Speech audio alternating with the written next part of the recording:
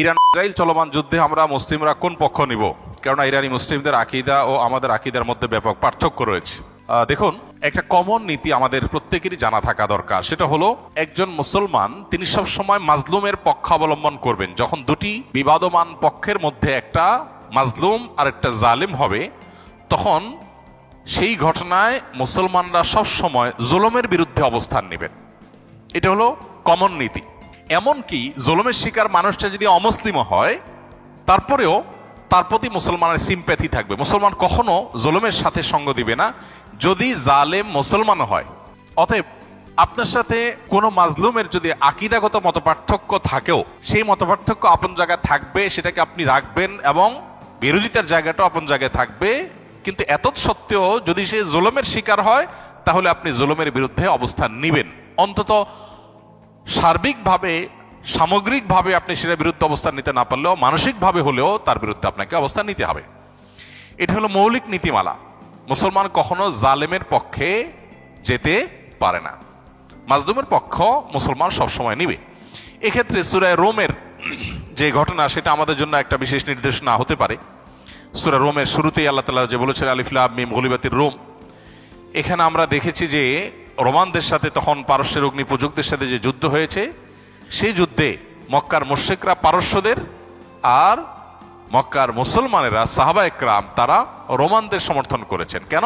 কারণ রোমানদের সাথে আকীদাগত মতপার্থক্য থাকা সত্ত্বেও তারা আসমানি ধর্মে বিশ্বাসী, মুসলমানরা আসমানি ধর্মে বিশ্বাসী। এই জায়গাতে মিল আছে, এই যে ঐক্যের একটা যোগসূত্র আছে, সেটার ভিত্তিতে তাদের প্রতি সমর্থন ছিল। আর পারস্যের তারা মুশরিক ছিল, ঐক্যের যোগসূত্র ছিল না সে অর্থে, এই জন্য তাদের বিরুদ্ধে ছিল।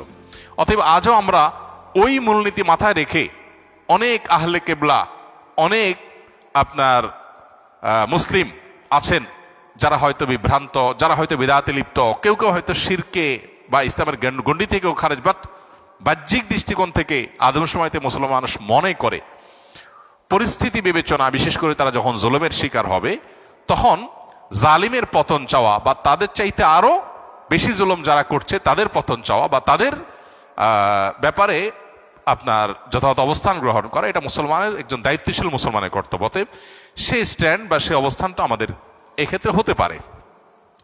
এছাড়া এটা তো ঠিক যে সিরিয়া যুদ্ধে ইরাকে বহু সুন্নিকে তারা হত্যা করেছে, নির্মমভাবে হাজার হাজার লক্ষ লক্ষ সুন্নিকে তারা হত্যা করেছে।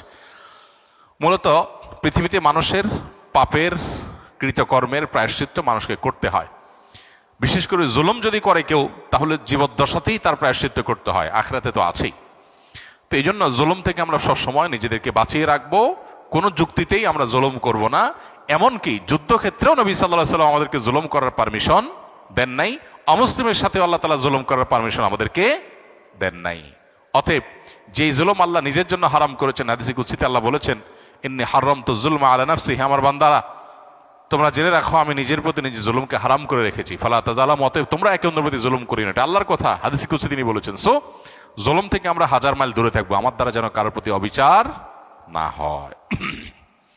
কারণ জুলুমের পক্ষে যারা থাকবে তাদের পতন অনিবার্য, আজ হোক আর দুদিন পরে হোক।